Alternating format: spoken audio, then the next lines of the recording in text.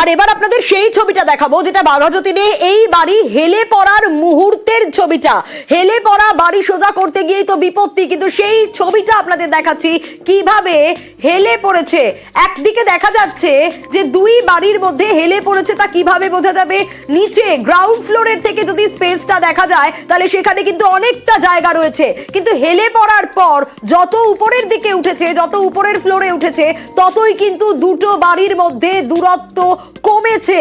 অন্তত ছবিতে সেটা পুরোপুরি স্পষ্ট বোঝা যাচ্ছে যে নিচে কতটা গ্যাপ রয়েছে আর যতটা উপরে উঠছে বাড়ি তখন কতটা গ্যাপ রয়েছে পাশের বাড়ির সঙ্গে। রনক রয়েছে আমার সঙ্গে।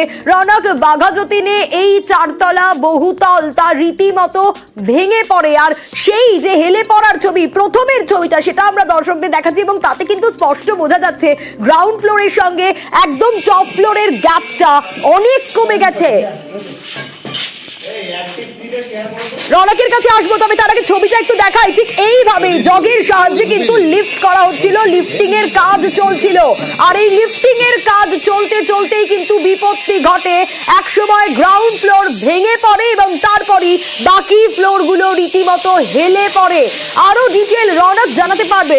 রনক, দেখো, একেবারে তুমি যে কথাটা বলছিলে, যত বাড়ি ক্রমশ উপরের দিকে উঠেছে তত কিন্তু একটা বাড়ির উপরে হেলে পড়ছে, এবং সেই হেলে পড়াটার কাজই কিন্তু করতে এসেছিল এই হরিয়ানার নাগরা কনস্ট্রাকশন। তাদেরকে দায়িত্ব দেওয়া হয়েছিল এবং তুমি রীতিমতো দেখবে যেভাবে এই কনস্ট্রাকশন ওয়ার্ক গুলো করা হচ্ছিল, লোহার জগ এবং শুধু তাই নয়, যে বাঁশ, সেই বাঁশের সাহায্যে ঠেকান দিয়ে তারা কার্যত এই কাজগুলো করছিল। এবং এই কাজ করার যে প্রাথমিক প্রসেস, কর্পোরেশনের স্ট্রাকচারাল ইঞ্জিনিয়ারের পারমিশন থাকে, একজন ইঞ্জিনিয়ারকে এই কাজের সময় দায়িত্বে থাকতে হয়, তারপরে পুরোপুরি বিষয়টা কিন্তু কর্পোরেশন থেকে বা স্থানীয় প্রশাসন থেকে অনুমতি নেওয়া হয়। কিন্তু এই যে হরিয়ানার কোম্পানি নাগরা কনস্ট্রাকশন, তারা কোনো মতে কোনো অনুমতি ছাড়া গত 15 দিন ধরে এরকম ভাবেই বিপজ্জনক ভাবে এই কাজ করছিল।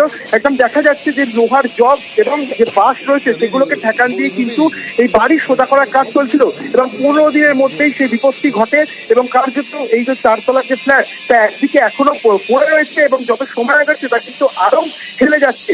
সেক্ষেত্রে কোনো রকম ভাবেই কোনো নিয়ম মানা হয়নি, কোনো ইঞ্জিনিয়ারের দায়িত্বের এই কাজ করা হয়নি এবং কর্পোরেশন থেকে কোনো রকম অনুমতি নেওয়া হয়নি।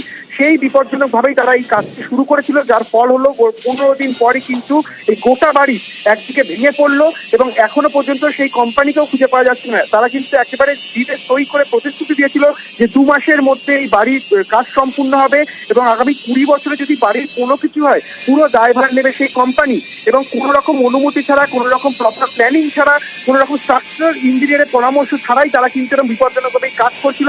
এবং তারই ফলস্বরূপ 15 দিন পরে গোটা চারতলার যে ফ্ল্যাট, সেই ফ্ল্যাটটি ভেঙে পড়ে। ইতিমধ্যে সেটা ডেমোলাইজ করার প্রসেস চলছে এবং বিপজ্জনকভাবে আশেপাশের বাসিন্দারা রয়েছেন, তারাও সেই দাবিটাই করছেন যে এই কোম্পানি কিভাবে এখানে কাজ করলো, কেন কোনো অনুমতি নেওয়া হলো না, এই নিয়ে কিন্তু এখন প্রশ্ন চলছে এবং এই কোম্পানির যারা আধিকারিক এবং কর্মী তাদের খোঁজে ইতিমধ্যে পুলিশ তদন্ত করছে। বেশ রনক।